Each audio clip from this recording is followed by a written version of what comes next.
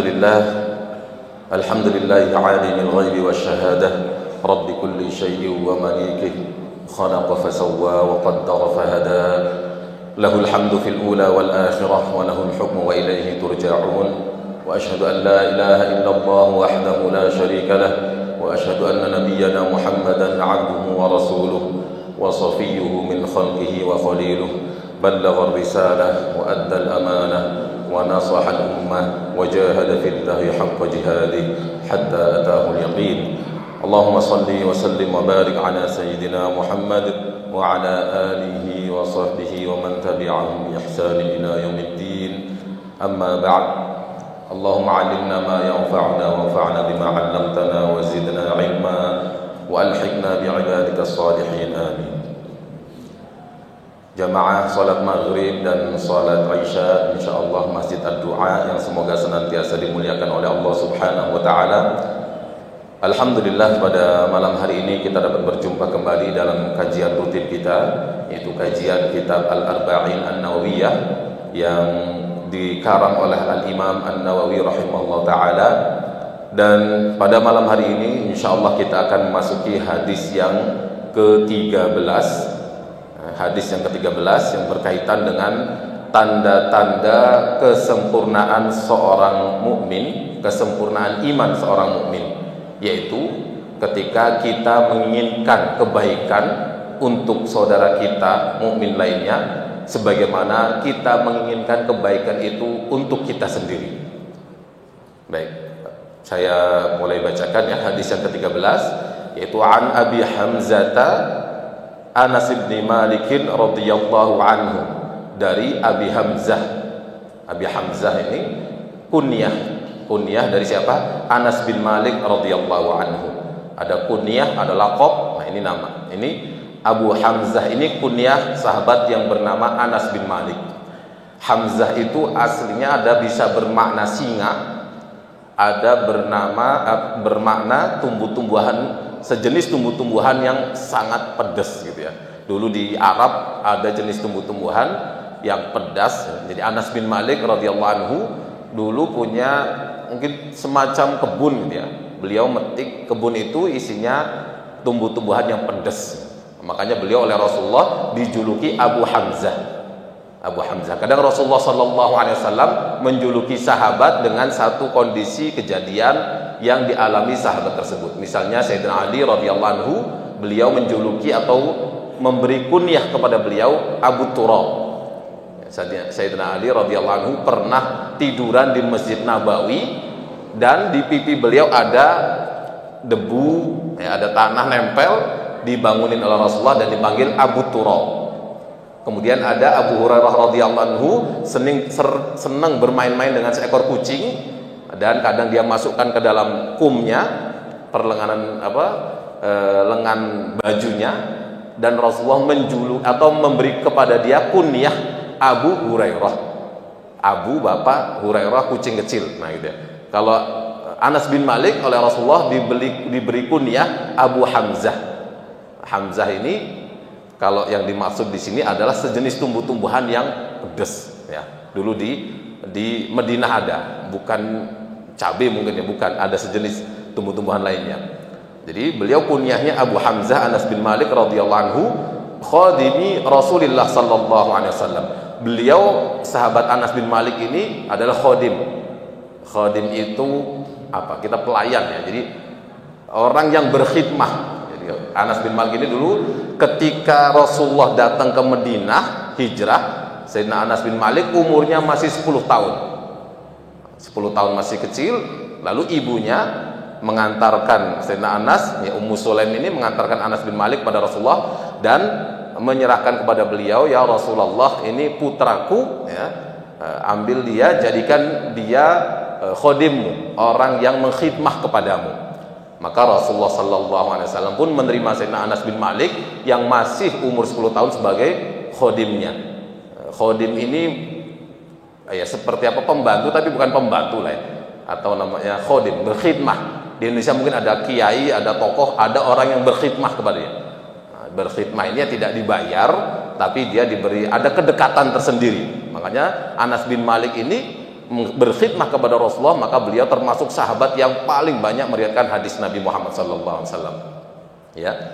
Dan ibunya berkata kepada Rasulullah sallallahu alaihi wasallam, "Ya Rasulullah, ud'ullah ta'ala lahu." Wahai Rasulullah, doakan anakku ini. Doakan kebaikan untuk anakku ini.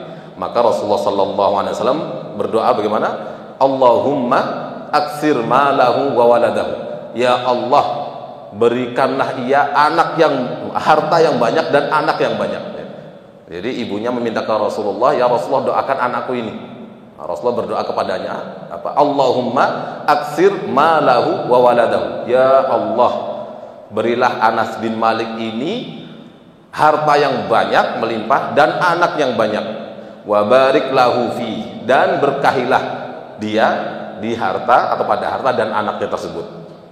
Wa adkhilhul jannah, dan masukkanlah dia ke surga.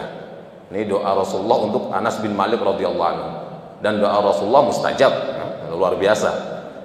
Sehingga Anas bin Malik radhiyallahu anhu ketika Rasulullah sudah wafat dan beliau sudah tua, beliau cerita, falaqad ruziqtu min sulbi, dan aku telah diberi rizki oleh Allah dari sulbiku, ya, aku diberi keturunan oleh Allah, siwa waladi, selain cucu-cucuku berapa? Mi'ata wa khamsatin wa ishrina, 125 anak, katanya beliau. Itu pun itu laki-lakinya saja, sedangkan putrinya hanya 2. Ya, doa Rasulullah, ya Allah, perbanyaklah anaknya. Jadi kita boleh berdoa, ya Allah, berilah aku anak yang banyak, berilah aku harta yang melimpah, tapi jangan lupa ditambahi, dan berkahilah anak keturunanku dan hartaku. Karena ada sebagian ustadz yang melarang, jangan minta banyak harta, banyak anak, tapi minta berkah. Nggak apa-apa, minta harta banyak, anak banyak, yang penting ditambahi dan berkahilah keduanya padaku. Rasulullah mendoakan Anas bin Malik radhiyallahu anhu tadi, Allahumma aktsir malahu wa waladahu wa barik lahu fihi wa adkhilhul jannah. Kata Sayyidina Anas bin Malik, saya diberi oleh Allah rizki anak sebanyak tadi berapa? 125, selain cucu-cucuku. Tambah cucunya nggak tahu. Nah, yang pasti mungkin ini bukan dari satu istri ya. Ini bapak-bapak ya. Wah, anak banyak berarti butuh istri lebih dari satu. Kemungkinan besar bukan dari satu istri. Ya, pastinya setelah istri ada yang meninggal, beliau nikah lagi dan sebagainya. Ya, jadi terus beliau bercerita lagi, wa inna ardi la tasmaru fi sanati marratain. Dan kebun kurmaku ini, saya punya kebun kurma, kata beliau, itu panen 1 tahun 2 kali, padahal biasanya panen 1 tahun sekali. Tapi kebun kurmaku berkat doa Rasulullah bisa panen 2 kali dalam 1 tahun. Wa ana arju as-salisah, dan saya harap bisa yang ketiga kalinya. Maksudnya ini doa Rasulullah, dari jumlahnya iya, dari keberkahannya pun iya. Dan anak-anak beliau tentu insya Allah ada yang banyak mengatakan hafid Quran semua, orang-orang soleh semua dan sebagainya. Ini pentingnya kita minta doa. Ya, kalau sekarang kita minta kepada orang-orang soleh, yang minta doakan kepada orang-orang soleh. Nah, kalau yang ingin punya anak banyak, biasanya di Indonesia dulu banyak anak banyak rezeki gitu ya. Itu dulu, nggak tahu sekarang. Insya Allah banyak anak banyak rezeki juga. Lihat kemampuan. Jadi Sayyidina Anas bin Malik mendapatkan doa yang luar biasa dari Rasulullah dan langsung terwujud. Di sini Rasulullah sallallahu alaihi wasallam kemudian bersabda, anna Rasulullah sallallahu alaihi wasallam bersabda, qol la yu'minu ahadukum hatta yuhibba li akhihi ma yuhibbu li nafsihi. La yu'minu, kalau secara bahasa tidak beriman ahadukum, salah seorang dari kalian. Maksudnya kalau tidak beriman berarti lawannya kafir kan gitu ya. Nah, tapi ulama mengatakan bukan itu. Maksudnya adalah tidak beriman dengan keimanan yang sempurna. Nah, tidak beriman atau tidak sempurna iman seseorang dari kalian, di sini hatta yuhibba, sampai ia mencintai atau senang li akhihi, untuk saudaranya, ma yuhibbu, apa-apa yang dia inginkan li nafsihi, untuk dirinya. Gitu ya. Nah, jadi kalau sebagian sekarang terjemahannya banyak, tidak sempurna iman seseorang sampai dia mencintai saudaranya sebagaimana dia mencintai dirinya sendiri. Ini sebenarnya terjemahan ini kurang tepat. Nah, karena di sini ada maf'ulnya, ada objeknya itu ma, apa-apa. Jadi tidak sempurna iman salah seorang kalian hingga dia yuhibbu, menginginkan, mencintai, menginginkan untuk saudaranya apa-apa yang juga dia inginkan untuk dirinya. Nah, ulama ma ini sesuatu, artinya kebaikan. Jadi tidak sempurna iman seseorang dari kalian sampai dia menginginkan kebaikan untuk saudaranya sebagaimana dia juga menginginkan kebaikan untuk dirinya sendiri. Ya, jadi ini tanda-tanda iman seseorang kalau kita menginginkan kebaikan untuk saudara kita sebagaimana kita juga ingin kebaikan tersebut. Bukan berarti kebaikan itu terus rebutan, tidak. Kita dagang laris, kita punya teman yang sama-sama muslim, punya toko, kita juga menginginkan semoga teman saya dagangannya laris, seperti itu ya. Itu harapan seperti itu. Bukan sebagian orang, saya dengar ada sebagian orang yang tetangganya beli motor dia langsung pilek ya, beli mobil langsung darah tinggi, beli kapal stroke, beli pesawat bisa meninggal gitu ya. Ada yang seperti itu. Nah ini kata Rasulullah, tanda-tanda sempurna iman seseorang adalah dia menginginkan kebaikan untuk saudaranya sebagaimana dia juga menginginkan kebaikan untuk dirinya sendiri, sama. Jadi kita di sini hadis yang pendek ini kata seorang ulama besar Abu Dawud, ada Imam Abu Dawud punya sunan. Jadi nanti kalau kita belajar hadis itu ada, pernah saya sampaikan juga ya, ada 6 kitab hadis yang menjadi sumber utama dalam Islam. Ada kutubus sittah, 6 kitab. Yang pertama Sahih Bukhari, ada Sahih Muslim, ada Sunan Abu Dawud, ada Sunan Tirmidzi, ada Sunan Nasa'i, dan ada Sunan Ibnu Majah. Nah, nanti ada Musnad Ahmad, Muwatta Imam Malik dan sebagainya. Nah, di sini yang ketiga tadi Sunan Abu Dawud. Nah, Imam Abu Dawud seperti pernah saya sampaikan di pertemuan yang lalu Imam Abu Dawud mengatakan ya, katabtu an Rasulillah sallallahu alaihi wasallam khamsa mi'ati alfi hadisin. Aku mencatat hadis Rasulullah itu 500.000, setengah juta hadis. Ya, sebenarnya hadis dari Rasulullah itu kalau dikumpulkan semua hanya 50.000. Nah, tapi kenapa Abu Dawud radhiyallahu anhu atau rahimahullah taala mencatat sampai 500? Itu maksudnya jalur-jalurnya. Kadang satu hadis ada jalur berapa dan sebagainya. Jadi beliau berkata, saya mencatat dari Rasulullah sallallahu alaihi wasallam 500.000 hadis.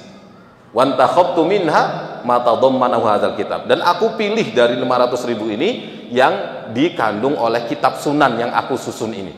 Beliau punya kitab sunan namanya Sunan Abi Dawud yang isinya mayoritas tentang hukum ya. Kemudian wa wada'tu fihi, dan aku letakkan dalam kitabku ini berapa? 4.800 arba'ata alafi hadisin wa mi'ati hadisin. 4.800 hadis saja di dalam kitabku ini. Aku catat dari Rasulullah, mencatat hadis Rasulullah 500.000, aku pilih 4.800 dan saya letakkan dalam kitab sunanku ini. Nah, 10% nggak ada. Kemudian beliau berkata, wayak fil mar'a li dinihi, dan cukuplah bagi seorang untuk agamanya arba'ata hadis ya.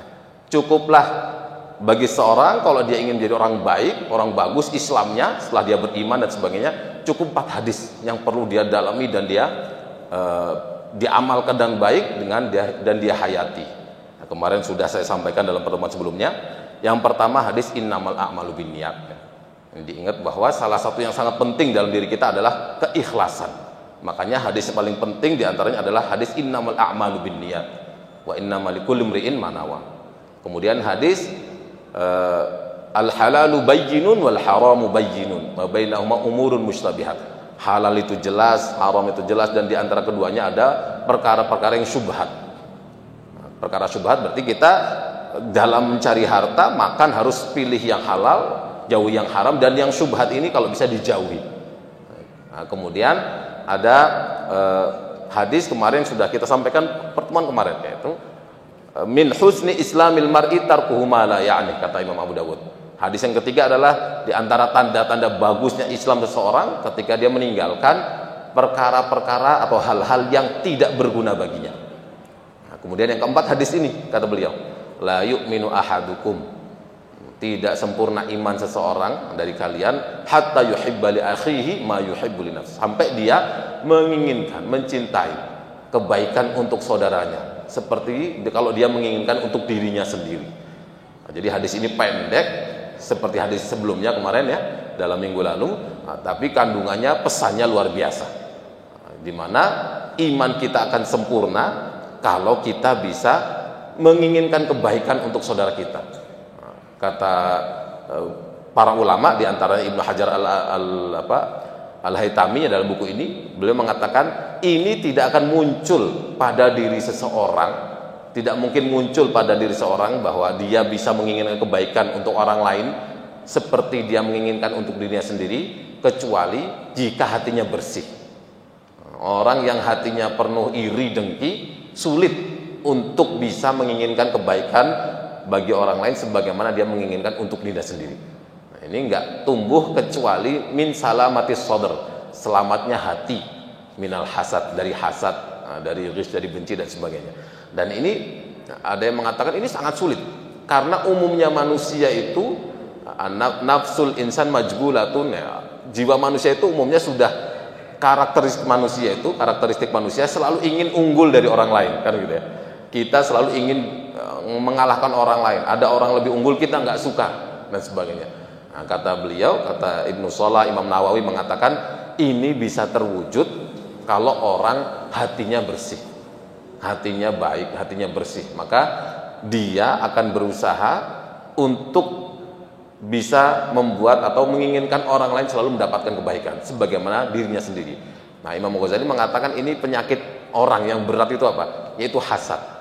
Nah, kita ini salah satu penyakit kita ini yang paling sulit, penyakit jiwa kita adalah ketika kita tidak begitu suka ada orang lain, kita bisnis bareng, dia unggul, kita agak-agak suka atau apa saja dan sebagainya. Maka salah satu cara untuk menundukkan itu, kata beliau, lawan nafsu kita. Dengan cara apa? Ada saudara kita dapat rezeki, dapat jabatan, dapat apa, doakan.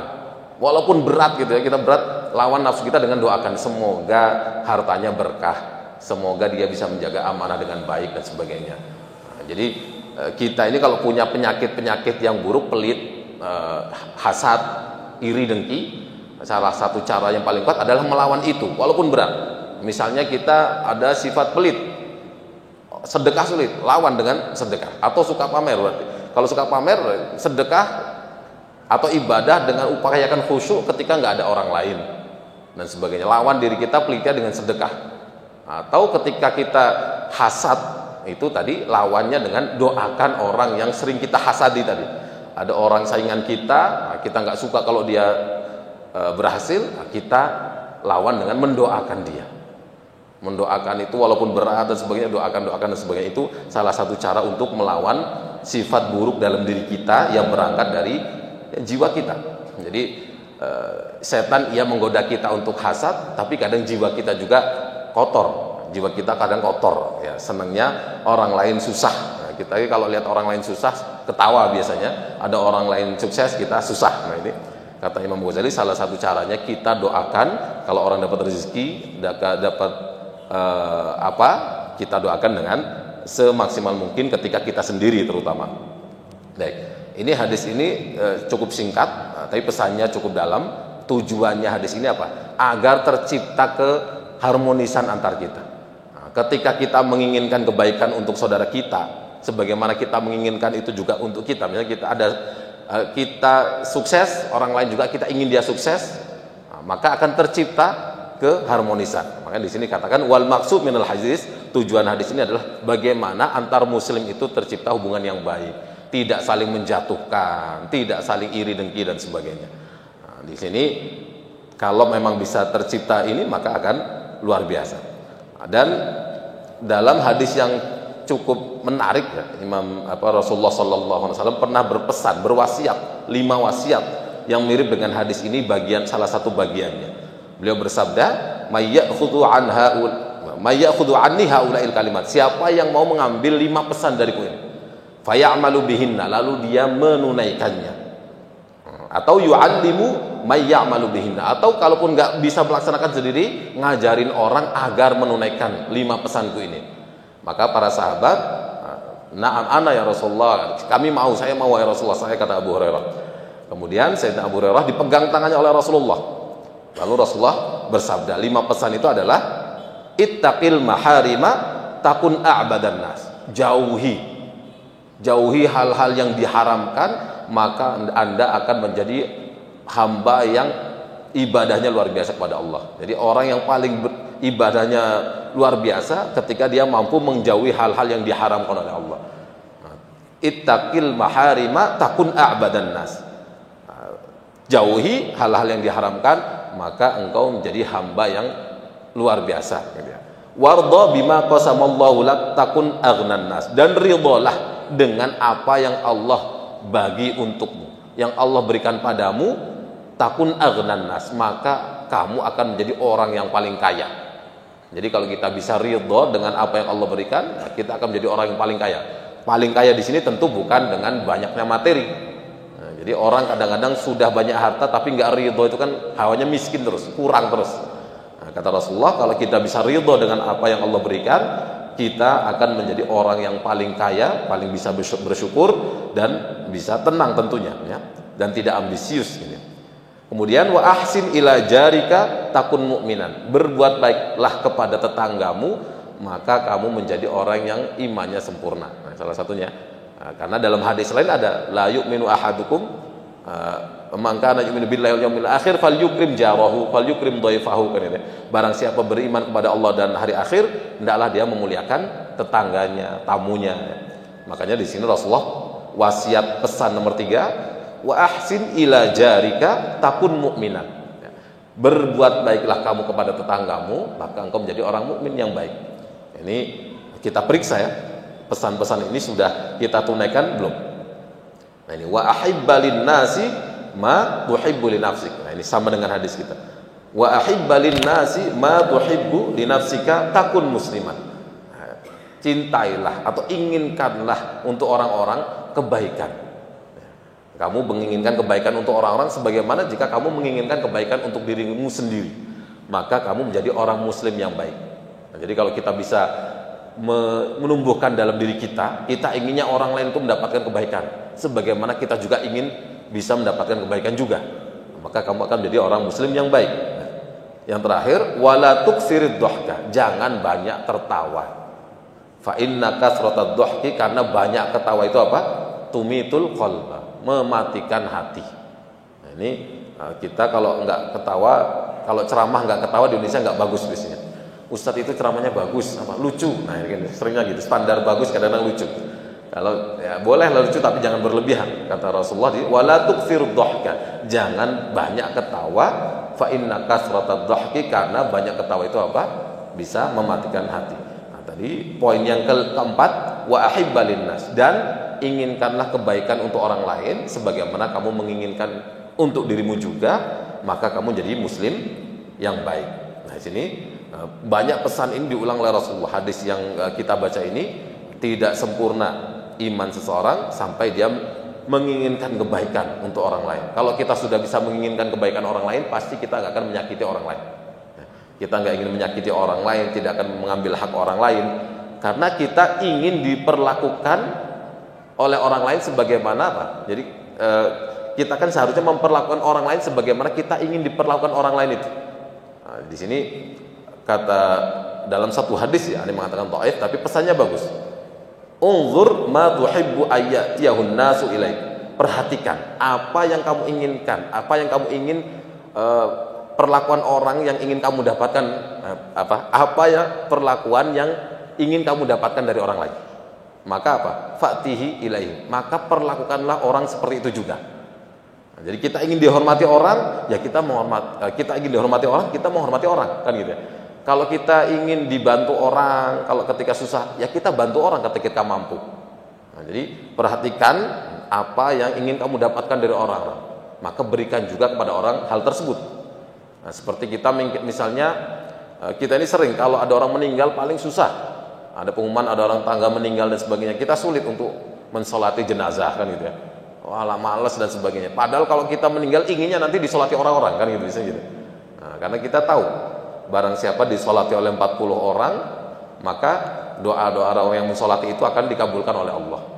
Nah, kita ingin juga, tapi kadang-kadang kita ingin mendapatkan hak, tapi menunaikan hak orang kita malas. Nah ini kadang-kadang seperti itu. Padahal hadis ini pesannya juga, perhatikan apa yang ingin kamu dapatkan dari orang, maka berikan kepada orang hal tersebut juga. Kita ingin dihormati, kita ingin dimuliakan, muliakan orang lain. Karena kalau orang yang biasanya orang yang tidak dihormati oleh orang sekitarnya, ya Karena sikapnya juga nggak menghormati orang lain, gitu ya. Di sini juga hadis ini berpesan tadi, tidak sempurna iman seseorang sampai dia mencintai, menginginkan untuk saudaranya apa yang juga diinginkan untuk dirinya sendiri. Nah, di sini ada satu hal yang penting yang ulama ketika memahami la yu'minu, tidak beriman salah seorang, dan padahal lafadznya tidak beriman, tapi mereka menjelaskannya tidak sempurna. Kok bisa seperti itu? Tidak sempurna iman seseorang. Karena apa? Karena tidak beriman, walaupun tidak lafadznya tidak beriman, tapi ulama kemudian membandingkan dengan hadis lain. Ada hadis di mana Rasulullah SAW didatangi malaikat Jibril dan bertanya, apa itu iman? Iman adalah antuk minabillah, kamu beriman pada Allah dan Rasulnya dan para malaikat, kemudian ada kitab-kitab sucinya, kemudian hari akhir dan qada qadar. Ya. Iman itu ketika kita memenuhi rukun iman itu. Ketika orang sudah memenuhi rukun iman, dia percaya hari akhir, percaya adanya malaikat, percaya adanya macam-macam, tapi masih suka iri kepada orang lain. Berarti apa? Ya, dia beriman, tapi tidak sempurna, kan gitu ya. Nah, dia beriman pada Allah, dia yakin Allah ada, yakin Allah Maha Kuasa, ada hari akhir, tapi dia masih suka ganggu orang lain, nyakiti orang lain. Berarti imannya tidak sempurna. Nah, ini kita inginnya level iman kita naik ke sempurna, bukan sekedar iman ya. Banyak orang yang beriman tapi melakukan maksiat. Nah, itu berarti kita tidak mengatakan dia kafir, tidak. Walaupun itu dosa besar.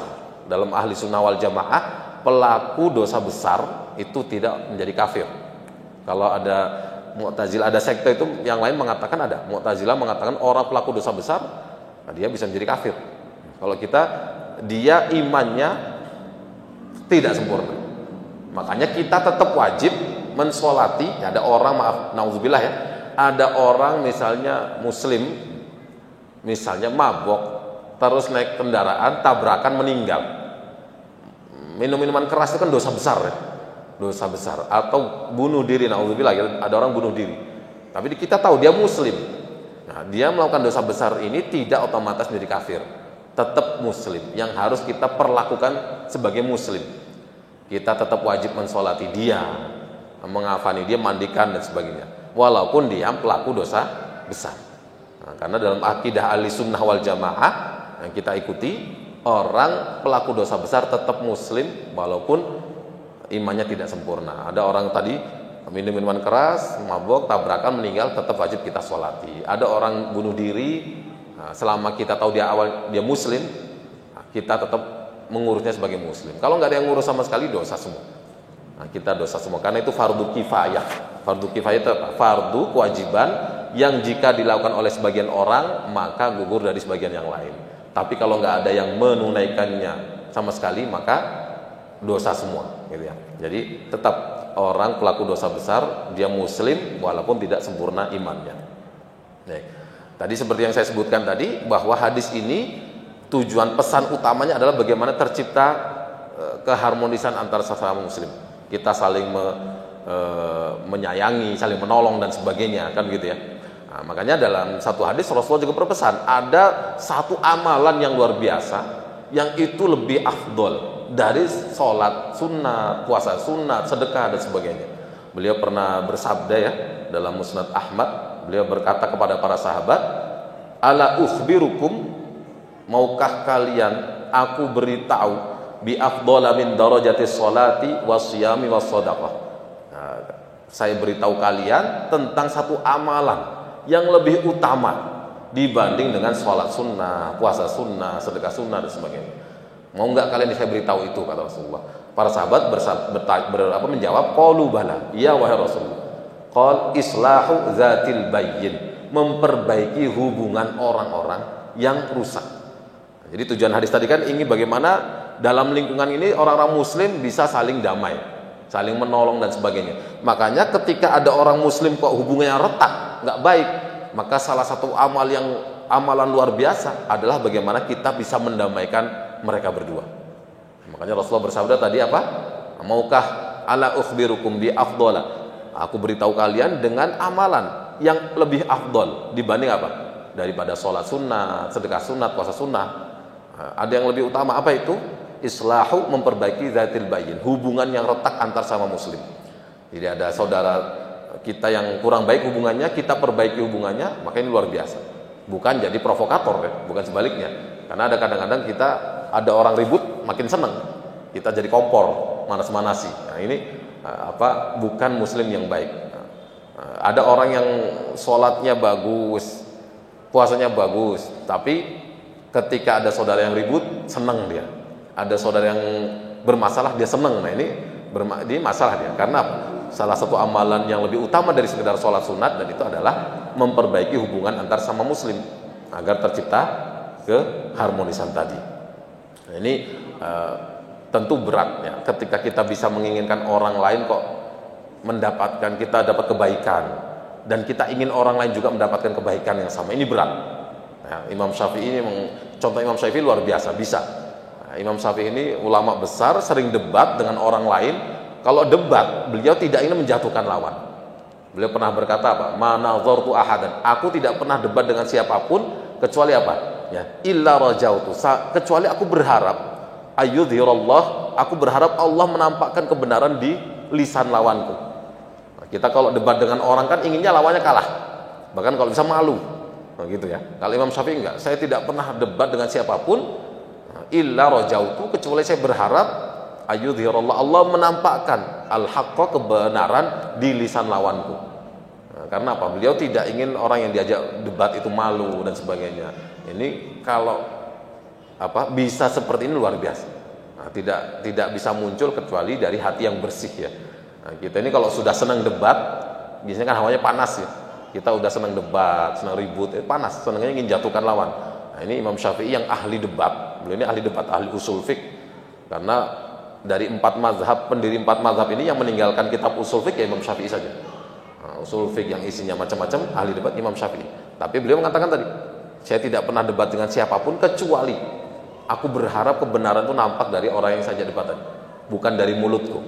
Ini orang yang sudah derajatnya tinggi ya, hati bersihnya atau bersihnya hatinya dia. Nah, ini yang perlu kita pelajari ya, dari 4 hadis yang kata Imam Abu Dawud tadi. 4 hadis yang penting untuk kita dalami, kita renungi, kita laksanakan, banyak berkaitan dengan hati tadi. Yang pertama, innamal a'malu binniyat tadi, keikhlasan. Keikhlasan kan dalamnya mainnya di hati gitu ya. Ikhlas itu mainnya di hati. Hati kita ikhlas luar biasa. Baru setelah itu hadis ini juga, tapi ini kaitannya dengan sosial ya. Kalau ikhlas itu kaitannya dengan Allah. Keikhlasan dengan Allah ini kaitannya dengan sosial. Bagaimana kita bisa menginginkan kebaikan untuk sesama kita. Ini sosial. Nah, kalau yang hadis al-halalu bayyinun wal haramu bayyinun itu juga penting, kaitannya dengan kita sumber makanan kita, sumber rezeki kita dan sebagainya. Nah, kemudian la yu'minu ahadukum tadi atau min husni islamil mar'i, di antara tanda bagusnya Islam seorang adalah tarkuhu ma la ya'ni. Ketika dia meninggalkan hal-hal yang tidak penting, tidak berguna baginya. Ini kaitannya dengan apa? Itu kaitannya dengan psikologi biasanya. Jadi kita kalau bisa mengontrol jiwa kita, ya, ini orang bisa meninggalkan hal yang dia inginkan dan tidak berguna, dan dia melakukan hal yang tidak dia inginkan tapi berguna, ini luar biasa. Ya, kita ini kan sering ya, kita ini ingin melakukan sesuatu tapi tidak berguna. Ada hal yang harus kita lakukan tapi kita tidak ingin. Contohnya gini, ada mahasiswa besok ujian atau seminggu 2 hari lagi ujian. Dia inginnya nonton film, inginnya jalan-jalan, inginnya mancing dan sebagainya. Padahal dia harus belajar, kan gitu ya. Nah, ketika dia sudah bisa milih mana yang harus dia lakukan, walaupun tidak sesuai dengan keinginan dia, dan meninggalkan yang tidak berguna walaupun dia melakukannya, maka itu luar biasa. Nah, itu tanda-tanda bagusnya Islam seorang ketika dia bisa meninggalkan hal yang tidak berguna baginya dan melakukan hal yang berguna baginya walaupun dirinya mungkin jiwa nafsunya tidak menginginkannya tadi. Ini pesan 4 tadi, dan ini salah satu hadisnya yang berkaitan dengan hubungan sosial, bagaimana kita bisa menginginkan kebaikan untuk sesama kita, tidak ada keinginan menzalimi orang lain. Nah, ini yang cukup sulit. Makanya ada seorang ulama besar ahli hadis namanya Ibnu Shalah mengatakan, ini hadis ini sepertinya sulit, mumtani, agak berat dilaksanakan, su'bun mumtani, sulit dilaksanakan oleh semua orang. Nah, lalu dijawab oleh Imam lain, Imam Nawawi, itu sulit bagi orang yang ada iri dengki dalam hatinya. Tapi kalau orang yang punya qalbun salim, yang hatinya bersih, maka hadis ini mudah dilakukannya. Nah, dia bisa menjaga hatinya dari iri dengki dan selalu menginginkan kebaikan untuk orang lain. Nah, tentunya di sini banyak kondisi-kondisi yang kadang-kadang kita berhadapan dengan kondisi sulit ya. Misalnya gini, kita sekarang ini mendekati kontestasi politik lah. Di kampung saya misalnya mau ada pemilihan lurah. Nah, ini bagaimana seorang akan maju menjadi lurah tapi ingin menang, tapi ingin orang lain juga menang, kan sulit ya. Nah, ini persaingan seharusnya yang baik aja. Nah, kalau kita kan saling menjatuhkan sering. Jadi gimana bisa menghilangkan keinginan menjatuhkan lawan, tetap bersaing tapi secara sportif. Nah ini yang kadang-kadang sulit, apalagi dalam masalah politik. Nah, dalam masalah politik kan kita sering menghalalkan segala cara. Nah, dan ini kadang-kadang hadis ini terlupakan. Kadang-kadang kita ketika bersaing larinya sudah melupakan akhlak. Nah ini kata di akhir sarah beliau, ya, ada seorang tokoh ditanya berkaitan dengan hadis ini atau berkaitan dengan sifat ini. Ya, ada Al-Ahnaf namanya, mimman ta'allamtal hilma. Kamu belajar tidak mudah marah, tidak mudah menyakiti orang dari mana? Qala min nafsi, dari diriku sendiri. Qila lahu kaifa dzalik? Bagaimana bisa itu? Nah, dia bilang apa? Qala kuntu idza karihtu syai'an min ghairi lam af'al bi ahadin mithlahu. Aku jika tidak ingin diperlakukan keburukan oleh orang lain, ya, aku ini kalau nggak ingin diperlakukan secara buruk orang lain, maka saya juga tidak melakukan keburukan kepada orang lain. Nah, jadi kalau kita ingin tadi ya, kita ulangi, kita ingin dimuliakan orang lain, ya kita muliakan orang lain. Kalau kita tidak ingin disakiti orang lain, jangan nyakiti orang lain.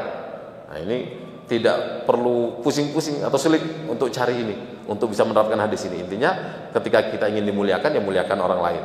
Ketika tidak ingin disakiti, jangan sakiti orang lain. Baik, seperti hadis ini cukup tidak begitu panjang ya. Yang pasti kita bagaimana bisa menanamkan ini, menghilangkan iri dengki, ingin bisa menanamkan bagaimana bisa mencintai orang lain, orang sesama muslim. Dan Rasulullah pun selalu berpesan seperti itu. Pernah beliau bersabda kepada seorang sahabat, ada seorang sahabat mulia, Abu Dzar. Abu Dzar ini sahabat soleh. Nah, tapi Rasulullah melihat beliau ini tidak layak untuk menjadi pemimpin. Nah, jadi tidak selalu orang soleh itu selalu layak jadi pemimpin, nggak mesti. Rasulullah bersabda kepada Abu Dzar, ya Abu Dzarrin, wahai Abu Dzar, inni araka dha'ifan. Aku lihat kamu ini lemah. Lemah dalam arti apa? Bukan lemah fisiknya, tapi ketika jadi pemimpin kurang bisa. Nah, jadi nggak mesti orang soleh itu bisa jadi pemimpin, nggak mesti. Maka beliau bersabda, wa inni uhibbu laka ma uhibbu li nafsi.